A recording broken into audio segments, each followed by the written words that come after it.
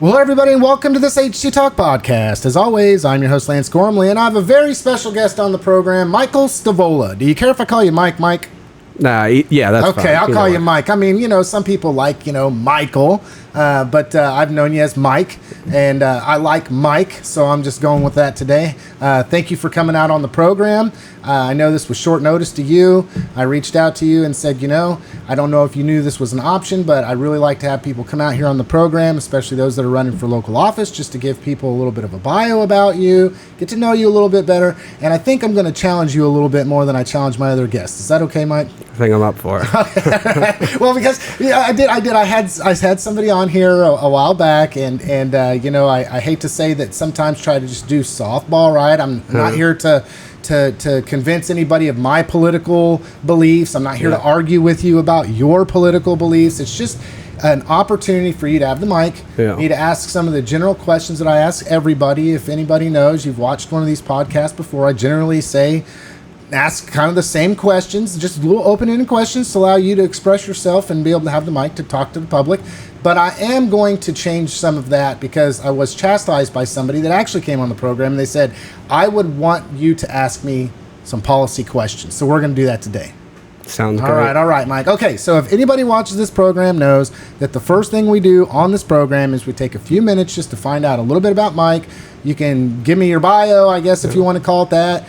If you want to just start maybe where you went to school, graduated, what your education is, maybe even career, family, not family. It doesn't matter to me. I'm going to give you the floor. All right. Yeah, so wife, and we have two beautiful girls, ages 4 and 10 months. Education, I went to undergrad in Florida, UNF in Jacksonville, and then grad school, got my master's degree in business from Wichita State. Very cool. And then professionally, I was a journalist for 15 years. It was pretty neat how I kind of fell into that industry. So I gave my life to Christ during my senior year in college. And that summer before, I did an internship in Michigan where I gave my life to Christ. I was in Michigan, and my aunt and uncle, they led me to Christ. And my uncle's the one who helped get me that internship. So I know God kind of called me into journalism, and I know some people kind of hate the industry, but the reality is there are definitely people there to expose truth, and I know I was one of those. So yeah, I wrote stories that exposed government corruption and waste. Some of the stories I wrote led to the exposure of shady politicians, the ousting of just bad government officials, but the better thing is that it led to changes that benefit Kansans every day.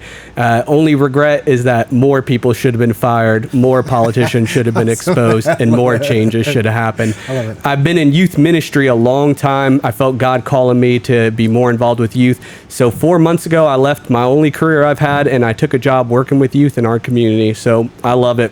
Very cool. I know this is a tangent, but it's kind of cool. So the ministry I'm involved with is Young Life Wildlife. They're the largest global ministry for teens.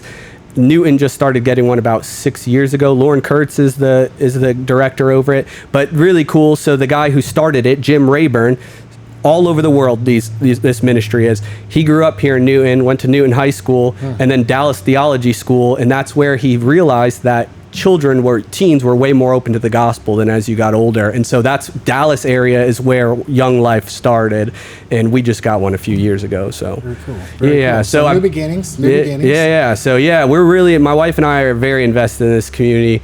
I serve in several different ministries. The easiest one to say is I serve with a lot of youth stuff. Well, I did notice that you do stand, correct? Yeah, you're involved in stand. That's my new job. Okay. That's the job I took. I didn't know that. Yeah, very cool. Okay, very cool. So not to name drop stand or anything, but I've been a huge supporter of stand and what they've done in our community and how they just absolutely dig in and really their focus is to keep youth just educate them on the dangers of endeavoring to do any substance in their youth because of what it does to the brain and how it affects so many things. That's interesting. I gotta say, I did think about this, and it's interesting because in our current state of politics, it seems to me, and this is my opinion, not yours, right? But that I want to say media gets a bad rap. Media gets a bad rap, and generally speaking, it's not so much, the local media, right? It's usually these national media agencies that are highly funded by one organization or another to put a slide on it to you know whatever. But it is interesting that you know when you talk about being in media, one thing that I have found is that people really support media that seems to echo what they believe. And then if there's something that they don't like that comes out, be it true or not, that all of a sudden media is bad. Yeah, I know. I was a newspaper writer, and I hold newspaper writers to a lot higher standard than I do when you see your TV reporters. And it sounds messed up because my wife was a TV reporter. They don't have the time to dig into something. They get 90 seconds.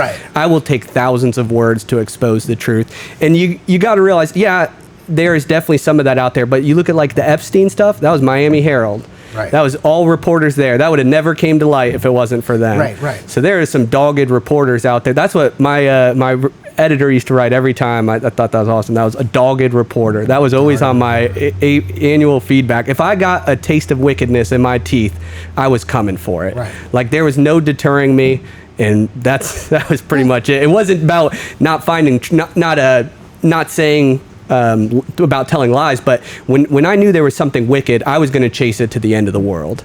And that's just the reality of it. Well, and you know, journalism, honestly, when you talk about the media, we'll just say specifically journalism, what if it's not for journalists, then who holds government accountable? Nobody. We oftentimes talk about government bureaucracy, government hypocrisy, government corruption, and I'm sure the government would love to be able to write their own narrative every single time they turn around. And of course, then it's these independent news agencies that are the ones like yourself, independent journalists. I mean, that are coming through and saying, "Hey, wait, here's something." And the fact that I find an interesting curve here. Okay, so your main priority was to go after and expose government corruption? No, I mean, we had to turn daily stories around. So no, I mostly covered crime, and there was quite a bit of that in Wichita.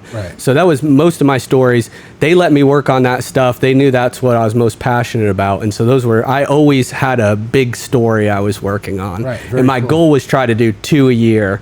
And man, there are things that we could never get to, like it in just mind-blowing things. You wouldn't believe it. There's details in some of the investigative stories I wrote that I felt like I substantiated enough, had enough confirmation, and my editors were like, it's a little flaky still, like not so concrete, and it would get out, and I'd be like, oh man, like Wichita is a pretty corrupt area. Well, with politics, it's pretty wild. And I mean, you got to think. I mean, it is the largest city in Kansas, and I would assume that wherever the bureaucracy is the biggest, has the best opportunity for there to be some kind of corruption. Look at Topeka. The more money, the more ability for corruption. That's without a doubt. So knowing this, I guess I'm going to just jump right to it, Mike. Why, in goodness gracious, having been on the outlying aspect of all this stuff, would you ever decide that you wanted to run for an election? I don't know if I don't want to do it again, I don't think. But it was really clear that some of the stories I wrote, you could tell, even though I exposed some politicians, it's really hard to get a politician fired. And at the end of the day, the problem is the leadership we put in. And good people do not want to take this job anymore. And so what we have stepping up for us are not people who have anyone else's interest except themselves in trying to climb the political ladder. So it's really obvious that the biggest problem is who we elect and re-elect 100%. Right. And then you talk about power of incumbency, and for those, it's the individual that's already elected, and then all the money that comes with that for them to stay elected because our tax dollars give them money to campaign for themselves. Think about that for a second. Okay, break that down. When you're saying that, explain what you mean by that statement. They get money given to them to send out mailers to inform the voters, and really it's just campaigning for themselves. Interesting. So we actually pay for them to be able to keep their power and stay in office easier. How crazy is that? Should you be getting taxpayer dollars to be able to help yourself stay in office? Absolutely. The answer is absolutely not. Okay, so I'll go on to another policy question here, because I have been watching you and what you've talked about and some of your messaging and political ideology and whatnot. And I got to say, there was a point in time in which our legislators were paid what I would consider a very, very low wage. Okay, and I did see and believe that there might be a need to increase that sum. But you had pointed out that they pretty much surpassed that, right? They are way past that, yeah. $58,000. So in the last 3 years, they gave themselves 2 pay raises to double their salary to $58,000. Now, the legislative session is for 90 days. A good legislator, which there are some, does a lot more work outside of that. That's the truth. Are there legislators who do nothing outside of that 90-day session for your community, show up and support your community? 100%. $58,000 for 90 days. Plus you get pension for the year, insurance for the year. They are some of the best paid, and there's states much larger as Texas. They get a lot less. They get a lot less in Texas. There's a degree where this is a public service you're doing. This isn't a career. We're not trying to give you money to support you for the year. You're going up there to serve your community. That's one of the big things that I wish would happen, is term limits, eliminating lobbyists and PACs, and those are 2 things I've already vowed to. So 4 years is the most I'm willing to serve. It is a service. No lobbyists and PAC money. And what God put on my heart, if I win this seat, is to give it back, unite different community groups, different churches, and we find successor after successor within there. That's how you claw back politics from the enemy. That is who controls it right now. You can't keep having lobbyists and PACs having bought people in there. You need people who go up there with a servant's heart. They serve, they get out of there. Right. And I don't think that, going all the way back, I'm a firm believer that when our country and form of government was founded, that it was not the intent of the founders to have lifelong politicians, right? Or for that they to were be reluctant to be there. Reluctant. Yeah. Okay, so with that, then I know that I want to provide you with some opportunities as well to say how you would have voted on something, or how whether you would voted for that. Would you, if you were elected sitting in that seat when this legislation came up to give yourself a pay raise, would you have done it? No, I would roll that back immediately. Government, when I look at what government's supposed to be, right now we have a government that's budget has skyrocketed. This is a Republican supermajority too. 70% it's increased since 2019. The best government is a small and lean government. The more money in their hands, the more corrupt. We don't need to be trying to give the chiefs $2 billion. We don't need to be trying to keep the system going, the economy going. What government needs to do is be small and then get out of the way. Lower income tax, that makes the cost of living easier for people. That makes businesses, that incentivizes more businesses to come. But no, you're going up there to serve. And then when you talk about the other things that you should be doing in your community, I already do those. I already show up for our community in a lot of ways, and I always will. So I don't look at those like that's part of my job. I mean, I'm just trying to fight to make our community better. And so, yeah, I mean, I know there's more conversations. I've talked with a couple people about different people here in local government and the conversations and meetings they have with our legislators. But no, I mean, you're outside of the legislative session, what do you need to be doing? Right. There's no legislation going on. Right. What communication do you need to be doing? Right. And so, okay, so speaking of the Chiefs coming to Kansas and the star bonds that were put forth, in the beginning, a lot of people seemed to like that idea for the economic development and for what the hope was of tax revenue that would generate. But then after that happened, I started almost immediately seeing the other side of that. So given that situation, and I know you to be somebody that is very well versed, very articulate, very educated when it comes to legislation and what they're passing and what they've passed and the effects of that, would you have voted to allow for star bonds to go forward in an effort to recruit? No, and I also, besides the star bonds, the incentivizing of data centers, that's outside of the scope of state government. That gets into this big government ordeal. Let the locals, if they want to do that, that's their own thing. But no, star bonds, it's provable. The people they've given it to, some of the people who've gotten those contracts are just politically connected people. All you're doing is giving money to a business to help it succeed. Right. Should the government be doing that? What? Oh yeah, I want it. I'll start my own professional sports team. You want to give me $2 billion? I could come up with a sports model for that. Right. You know what I mean? Right. Well, okay. And then another one. Interesting that you say that, because we're just kind of back and forth here. But something that I see on the national level, and I hope you're not saying that you're seeing a lot of that at a state level. God bless her heart. But that you have a company that's getting rewarded a contract that has a lot to do with government funding, and then they turn back around as a business and figure out a way to put some of that money that they're getting from tax dollars or back into the pockets of the politician in order for them to get reelected. There's no economic sense that this $2 billion Chiefs deal makes. But then when you look at that, some of the people who were in that room are now running for statewide office. Well, $2 billion in construction contracts is really good for businesses that lobby hard for the state. It's good for your bottom line if you're trying to move up the political ladder. Yeah, I mean, you cannot find someone who can make sense of this deal. So what other sense can you make of it? Sadly, yeah. Right? Yeah. I've heard there's whispers that there was more stuff there, but no one will ever know that. But the deal makes no sense. So studies already show that investing in a sports team as an economic development doesn't ever pan out. Now, Kansas gave the most money anyone has ever given to a sports team, ever. How do you make sense of that? How is that ever going to pan out?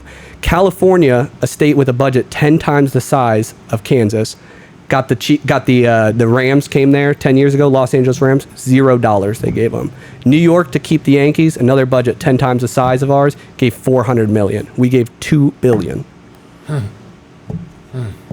Okay, yeah, let's keep going. Okay, you mentioned data centers. Okay, yeah. Are you opposed to data centers? Are you think that there should be government incentivization for that? Do you think it should be handled at a local level? What is your take on data centers, and how do you think the state legislature, in your opinion, should operate around that? Yeah, so I'm pretty sure the state has already given tax breaks, was the deal, to data centers. Yeah. Same ordeal. You should not be picking winners or losers. You should not be a part of that. At the local level, if they decide they want to have a data center, that's what the locals should do. The only role, if any, I see the state being in that is that there's concerns that the data centers will lie about what this actually will entail, like, what kind of resources. And if you're talking about some small municipalities too, the state could oversee and make sure, like, well, this contract's legit or this contract isn't, but that's about it. It's like to help and support. That's it. So are you a guy that believes, especially in the state of Kansas, that it should be the government bottom up versus the government top down? Yeah, oh, definitely. Yeah, what works in Western Kansas is not going to work here. Just think about how crazy this is at the legislature too. I think they do hundreds of bills every year. What are they doing? What is going on? You hear all the time, this is a mind-blowing thing. You'll hear people say, oh, that was crappy legislation, and it got in with good legislation. This CTE ordeal, right? This is one of them. So what they do is these are just things to appease the people who lobby against them, and they merge it in with good legislation because they say, oh, well, we can get people to vote for this. This one won't, but if we combine these into a bill, that is ridiculous. You should be voting on singular issues. The goal should be to do 25 pieces of legislation or 10 a session, not hundreds. Right. Okay. Question. So then, if I would put it this way, you're a small government guy. You made the comment in the past, just a few minutes ago, where government's responsibility is to get out of the way. Mm-hmm. Are you somebody that believes that? Well, how do I want to phrase it? That basically, are you I guess I'm asking this again. Are you a limited government guy, and what does that definition mean to you? Definitely, and it's for multiple things. One of the things is the more money in the hands of government, the more corruption. You look at like $27 billion is the budget in Topeka. These people go somewhere where they don't answer to our local people. We don't really know what's going on. So yeah, I want to take as much money away from them and keep it in our local pockets here for them to make decisions. Yeah, and then there's something else about that. So I love the local control. There are some issues where the state just has to take over, and I really believe in that when it comes to like efficiencies and doing what's best. One area I really see the public school talk, this is a big deal right now. They're going to be rewriting the formula for funding them. There are school districts that have to be consolidated in Kansas. They cannot serve the kids right. They do not have enough kids to draw a sports team. They don't have enough teachers. Keeping these schools going, it's just not right for anyone. And do you think a community is really going to give up their school district?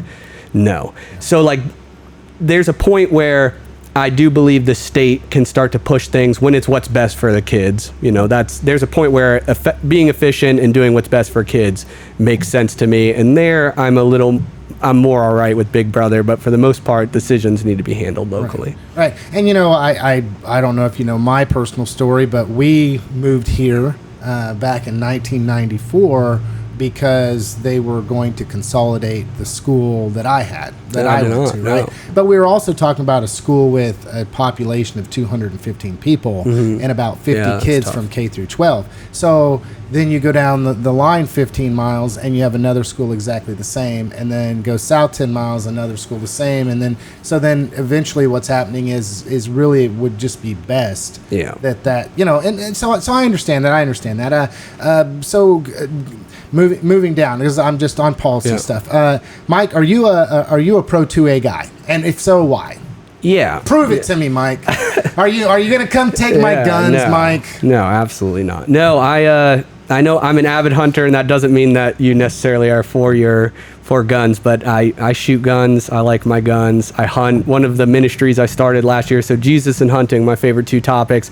Last year I combined them and started taking kids youth hunting. One kid got his first deer during youth rifle season. Second one didn't. But no, we have the right to bear arms. And the reality is I used to have a concealed carry card. I let it expire because this was right as carry state? Yeah, so it was all switching around. Right. And I thought I'd keep it going just for the fact of like if you go into Colorado, that's the only time they tell you it's if you're traveling to other states. But no, the people who are concealed carry, people like that, they are the far least likely to commit crimes or have an accident with your guns. Yeah, the more you handle a gun and you start to realize it's interesting when you're around people who aren't around them, like the gun doesn't just go off. I was actually, this was kind of ridiculous, but every year guys at our church do a Western Kansas pheasant hunting trip. And this year, a new guy came who wasn't part of our church. We always try to invite guys, and they were kind of rough around the edges. And one of them, the first shots fired, he blew a hole through his truck door. Wild. And he comes over, and he's like, and we're like, what the heck, man? I didn't even realize the impact, like the exit out of the side of the truck. I'll show you the picture after this. It's pretty wild. But he was like, I didn't pull the trigger. Like, I don't, and we're like, like my buddies and I were like, that's not real. What kind of shotgun do you have? Yeah, that is not a real thing, you know, like, so no, yeah. You ever shoot with tannerite? Have you ever done that? Yes, I have. Oh, man, that is a blast. You're going to get us blocked. Oh, man. You're going to get us, we're saying the key phrases. So what a tradition I had going for a while is in 2020, I finished grad school. I went back. I just always liked learning. And so after every class, we'd go out to my wife's family farm just east of town, and I'd blow up my textbooks. That's a tradition we had. You know? That tannerite is a blast, man. So my bachelor party, my buddies, I said, we're not doing anything crazy. I said, I just want to blow stuff up. So we just shot a bunch of guns. And for each one of them, based on our relationship, I made something like really funny or like so one of my buddies, he went deer hunting one time, and his story is ridiculous how much he missed, and he fired a bunch of rounds. He was using like an AR. The people who took him hunting set him up for failure. So I got this replica deer, and I strapped a bunch of tannerite to it, and I said, you get one shot with my 30-06. That is it. And it was just like, so we had a blast out there just blowing stuff up. But that was my bachelor party. Right. It's true Kansas, folks. If you're listening to this and you think it's out of this world, most of us Kansans, yeah, we like. Oh man, if you haven't shot tannerite, you're missing out. Seriously, you need to go get some at Walmart and go blow something up. Do they sell that at Walmart? Yeah, they do. Yeah, no, that stuff's a blast. Yeah, lesson learned here. If you do use it, Don't try to like put it behind something. Like we've tried to put it in watermelon and stuff, and it works sometimes, but for some reason it has a really hard time blowing up when it's inside something. Like you got to put it on the out. You got to hit that directly. Right. I've seen videos where people like shoot it inside a cooler and it works and stuff, but I've noticed it's really hard when you put it in something. Okay. So moving on.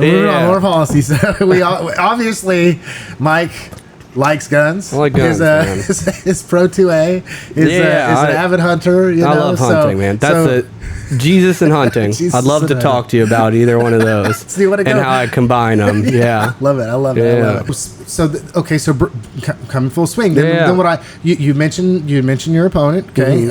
And so then I guess my question leading into this is, can you just give everybody that's watching this program right now in what is a brief rundown of how do you differ from the individual that you are running against? Man.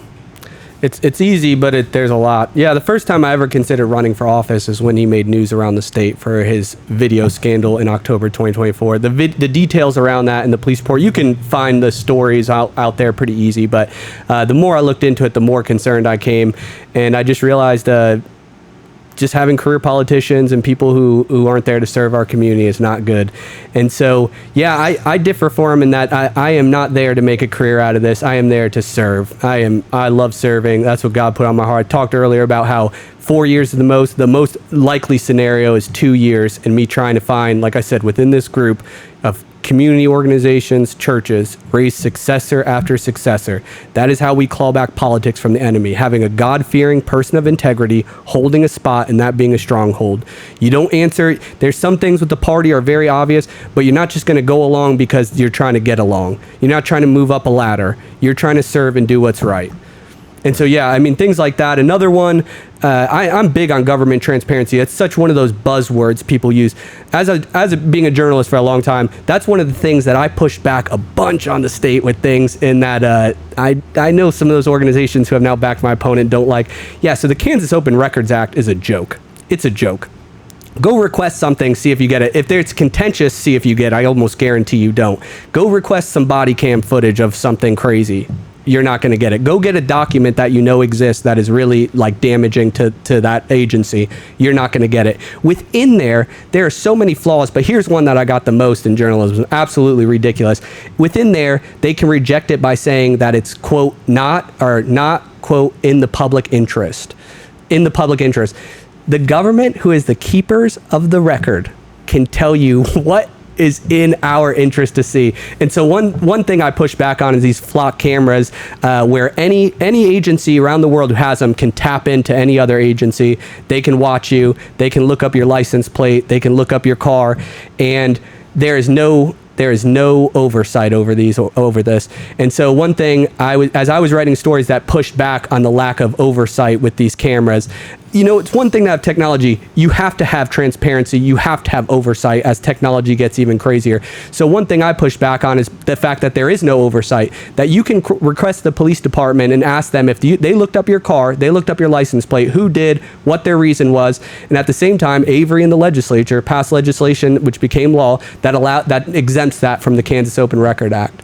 So if an officer misuses this system to stalk his estranged girlfriend, she can't look up and know that. Well, and I have heard instances, and I'll say, we have talked about Flock before, or whatever, and I think we can agree that Flock is a good crime-fighting tool. Would you agree with that? Yes or no? I'm okay with it with correct procedures in place. Right, and see, the thing that we had talked about was that the difficulty that's taking place right now is that the only oversight is government itself overseeing it. 100%. It's absolutely ridiculous. I've known documents existed during my journalism career. I could know in a document existed, and they would not give it to me.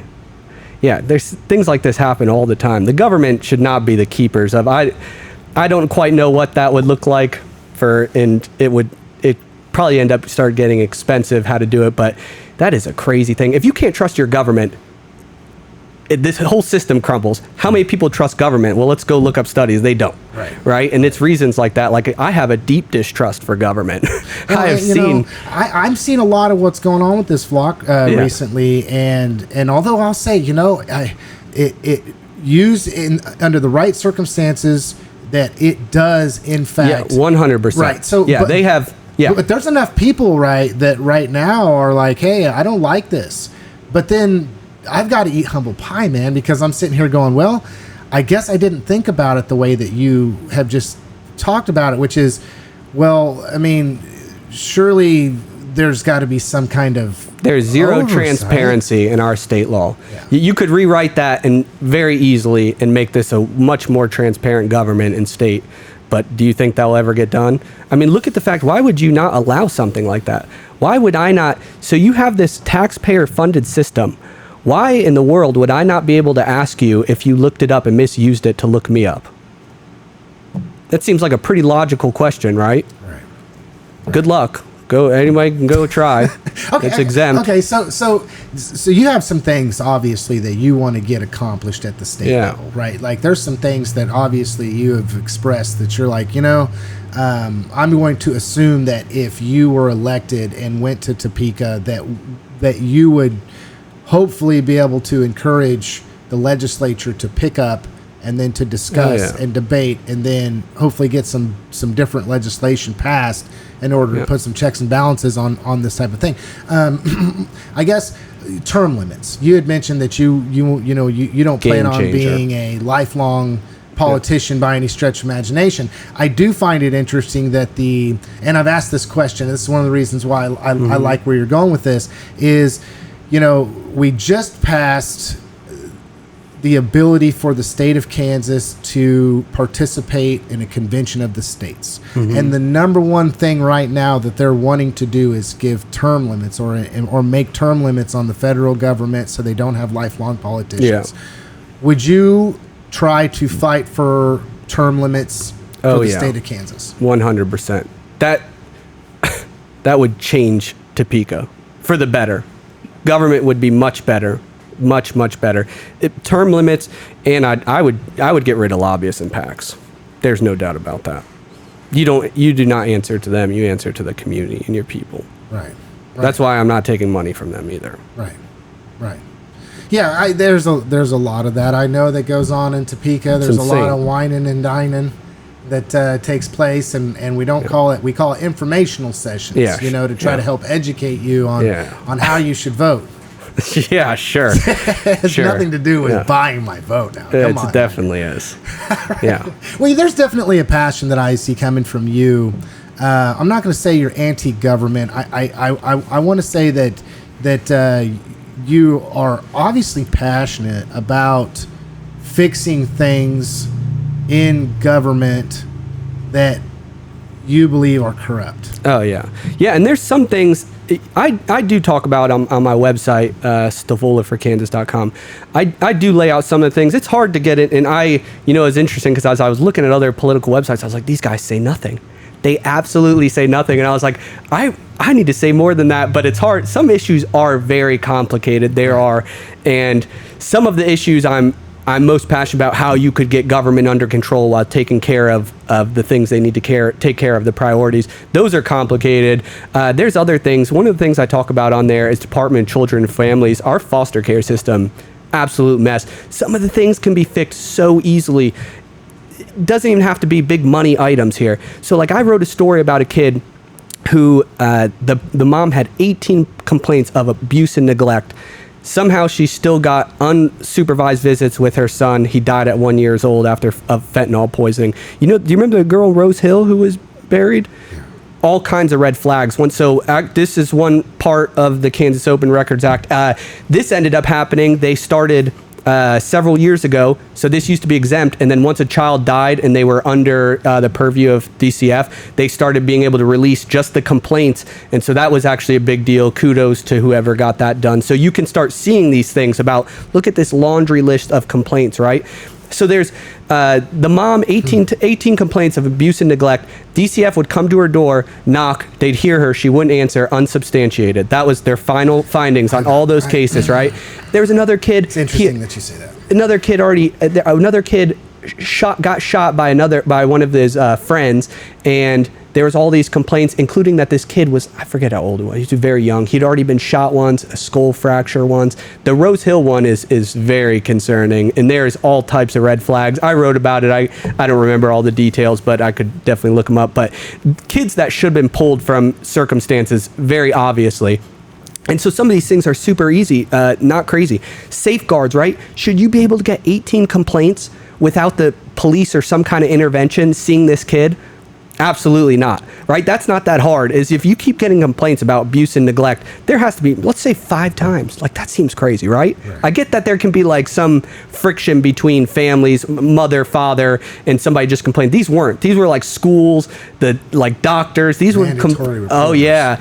And that's all it took to beat the whole system. Another part of this that is really broken is there's this really push to get these kids back with their biological parent. And if you lost your kid, should you be able to still have a chance for 3 years not getting your stuff together? Should you still get a chance to get that kid? There's a point where you have to move on for the kid and do what's best. And some of these, you just look at what science tells us. So a mom and dad in a home is always going to be better for a single kid. It's just true. And so like I see these instances where we're paying this foster care parents $88 a day for years. While and these kids, they want to adopt. They want this kid. And you're letting this single mom who can't pass a drug test go on for 3 years. It's not right. Right. You know? So more government oversight over our children. Yeah. We've come into, I know, I don't know the full scope of what you're saying. I know that I have read some pretty atrocious things, and I think most of us can sit back and go, well, there's a problem there, and how is it that it's let go there? But you know what I find interesting, okay? And I do find this interesting. Watching this, what I always see is that legislators point the finger at the department. Always. Right? It's the legislators. How did this happen? How did this happen? I can't believe this happened. Point the finger at the department. Point the finger at the department. But yet, if you go second, third order of things, it's, well, they're the ones that make the legislation that the department abides by. 100%. So I mean, really, who's accountable then? Look at how else this system is completely broken. So the people appointed to these directors, to all these agencies, they're just friends of the governor every time. They're not necessarily they're whoever was a good ally for them, not necessarily the most qualified person in these places. That's one of the most mind-blowing things when you look at it. It's like, well, were you an ally? Did you help them get to this spot? Okay, we can get you a seat. Excuse me. So as we go, as you go door to door, because I know you're out there, you're knocking on doors. The thing that came to my mind is you have a lot of passion and you see things that are flawed in the system. So I guess my first question, leading into the next, is why are you choosing to run for an election, get elected, and go be there? Is there some reason why you can't change the system outside of the system, Mike? No, the brokenness comes with every person we elect and re-elect. 100%. If we start having enough people, God-fearing people of integrity, that's how you take back politics. Right now, the enemy controls politics. That's the reality. So yeah, you could try, but no, the big thing that needs to happen is having people there with a servant's heart. Right. 100%. Right. There's no deviating from that. You can just see it every time. Look at every time you get leadership in a wrong place, what it does to us. You know, there's agencies within the Kansas that are really broken, and you just look at their leadership. It's like, well, okay. You know, there was this big deal just recently about the board of nursing. I don't know if you saw that, kind of like really overstepping. Well, it comes right at the top. Right. Overstepping their boundaries. Right. Okay, so with that being said, if I'm somebody that's hearing what you're saying and I'm thinking, man, this guy really has an axe to grind, what would you say to that? Yeah, I do. It's not going up there just to fight. which there does need to be some of that. Some people just need to kind of step up and get a person who can agree that, you know, what's going on here is wrong. And I'm sure there's some people in Topeka, but yes, I have an axe to grind. We all should. Would I be in this seat and put my family through this? I already have a full-time job. I have a young family. I'm involved with a bunch of ministries. Do I want to go to Topeka for 90 days? No. Has someone else stepped up to do this? No. That's why we've gotten what we've got.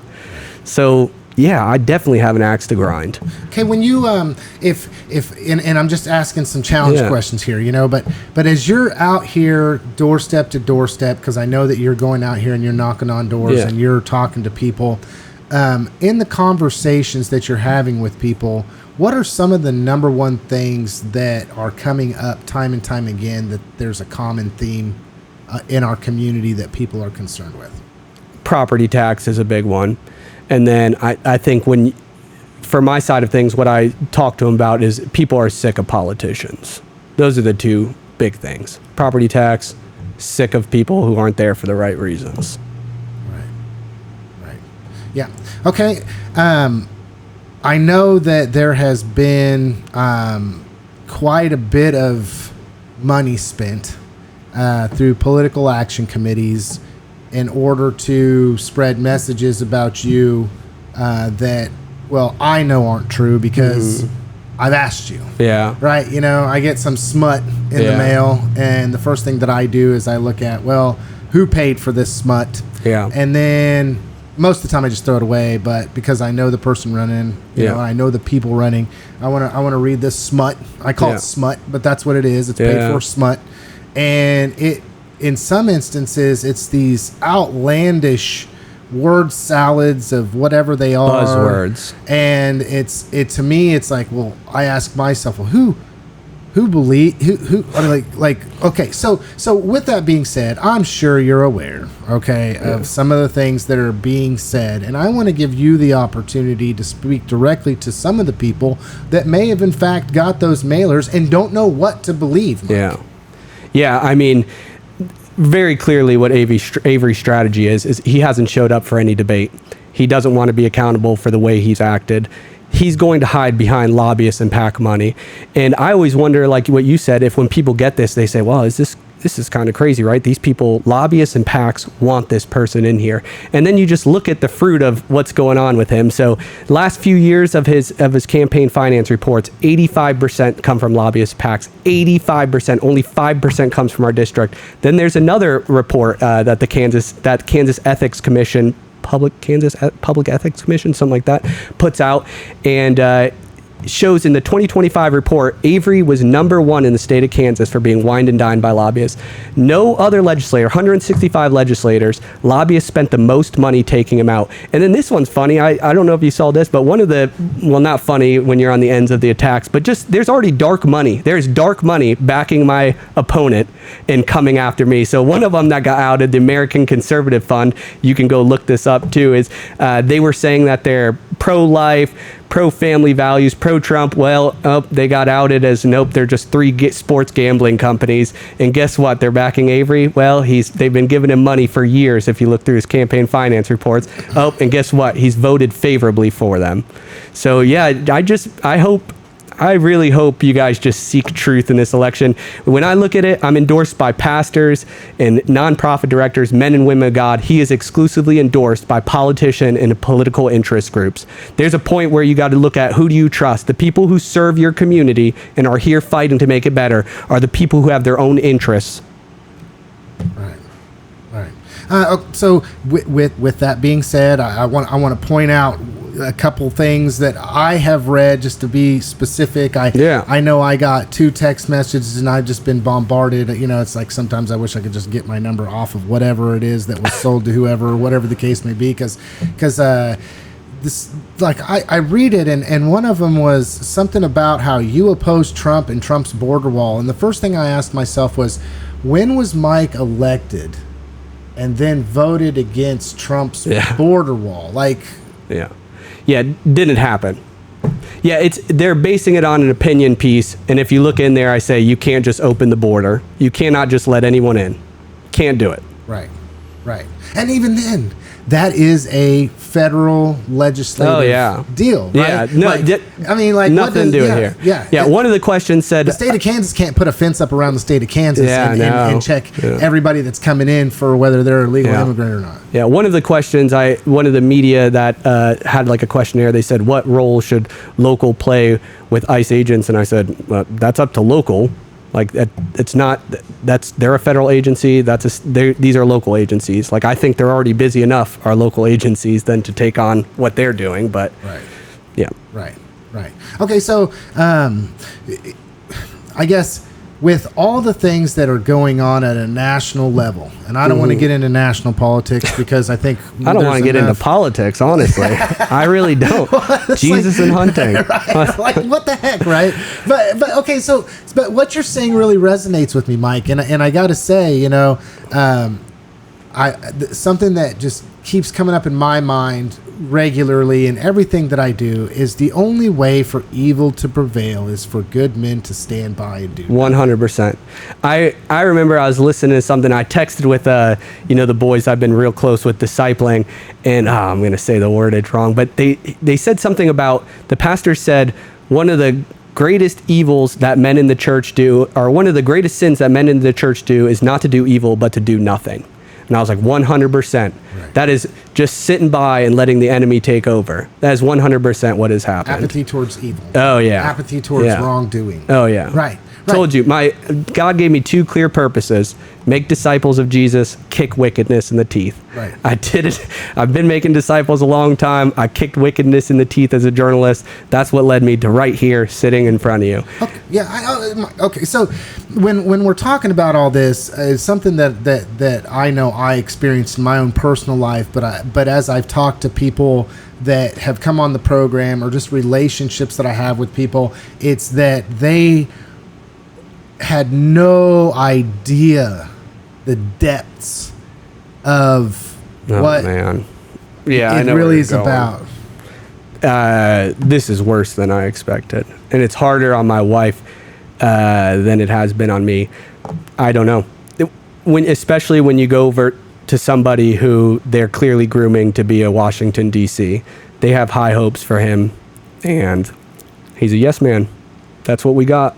Well, but isn't that what government wants? That's right? That's definitely what the machine wants. But I will say that one thing I want to say out of all this is one of my wife's biggest fears. She wrote out a list of fears and gave them to me. And one of them was that we'd be ostracized in our community after this. And I told her originally, I said, Carly, we live here, we serve here, we fight to make this better. Like, the people who know us, and other people are going to see that, or they're not. And then that minority that's going to believe the lies, they're probably not serving or trying to fight to make our community better anyway. But I do want to say, I have been more encouraged to fight for our community, win or lose, more after this, because of the people who know us and have come to fight for us. Right. I've been amazed how many people have gone out of their way and they say, thank you, someone needed to do this.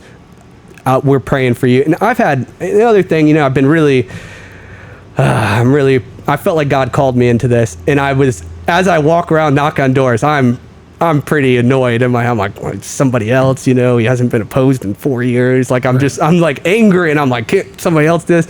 And I just want to also say, I've had some really great God ordained conversations. Almost every night that I knock, I pray over someone, or somebody prays over me. It's been really beautiful. And I just want to also tell the community, I'm so thankful for the support and the way you guys have come around my wife and I. And we will be serving here forever and ever and fighting to make our community better. In whatever capacity. Whatever. You're supposed to. Yeah. Right. So I guess you had mentioned right there that, fear of being ostracized, fear of, just all of this. I got to go back to this, could you have ever imagined that I'll say this. I have never in my life seen a campaign such as the one that I'm witnessing between you and Avery. Mm-hmm. I have never seen as many flyers, text messages. I've never seen as much smut going in one direction. I've never seen. It has changed my mind about how crazy it can all actually get at a local level. It's just unbelievable to me. I would not have guessed it would have been this much. And somebody just told me, they said, oh, it's only going to get worse. Wait till the week of, the election. Like that, that's the big time, August 4th, when people go to the polls. Yeah, I mean, I'm interested to see how much money's actually been spent. I will never know. Yes, I mean, will. No, some of it, we will, because they have to report it. Some of those are almost impossible, though, to track down exactly. Right. Yes, you'll have a vague overview, but that's also just shows you how corrupt this thing is. But yeah, I mean, now, you're not going to get an itemized statement, but you're going to get a number. Yeah, you're going to get a number. Yeah, I can't believe what PACs and lobbyists who have no concern about our community and the prosperity of it, what they're willing to pay to keep somebody like him in office.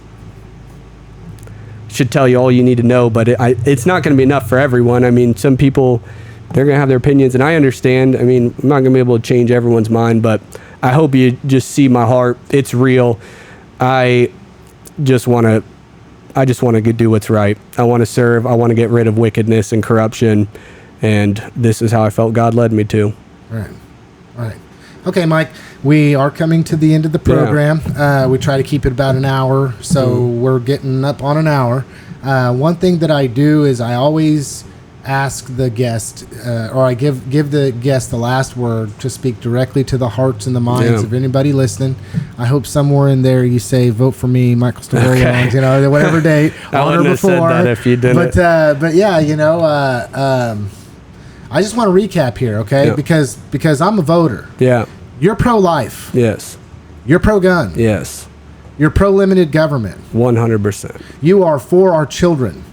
Definitely. Not only in education, but also in protection. Yes. You want to hold government accountable. Definitely. You believe that people should be able to hold government accountable. Definitely. You think that draining the swamp of Topeka is what you are going to go there and attempt to do. I'm going to start to, yeah. You can believe in term limits. Yes. And I believe in not taking money from lobbyists and PACs, getting them out of there. We don't need people who are bought. We don't even need the appearance that you're bought. All right, I'm going to turn over to you for last word, Mike. Yeah, I just hope you see my heart. I'm here to serve. I'll always be here to serve. I'm tired of it. I'm tired of the wickedness. I'm tired of the corruption. I would not be putting my family through this ringer. My wife wouldn't be supporting me if we didn't know that this is what needed to happen. If you give me a chance, I promise that I will fight for what's right. I promise to serve with integrity. I promise to try to align different community organizations to find successor after successor. This will become a stronghold in Topeka for a God-fearing person with integrity. And that's how we claw back politics from the enemy. Michael Stavola, please vote for me on August 4th. Give me a chance. Thank you very much. And please keep praying for my family and those of us praying for us. Our community has grown so big of people praying for us, and it means the world to me. It really does. And maybe sometimes what was supposed to happen is that in and of itself. But yeah. We'll see. I've wondered. And your fight won't be over if you win after that, Mike. No, I know. It'll just begin. I know. You know that, right? I know. All right. I know. Well, I just want to thank everybody for listening to this HCTalk podcast. Thank you for giving us the time. I appreciate Mike coming out on the program. So I'll say it the way I always say it. Thank you for listening to this HCTalk podcast. As always, I was your host, Lance Gormley, and my guest, very special guest on the program this time, is Mike Stavola, who's running for the 72nd House District.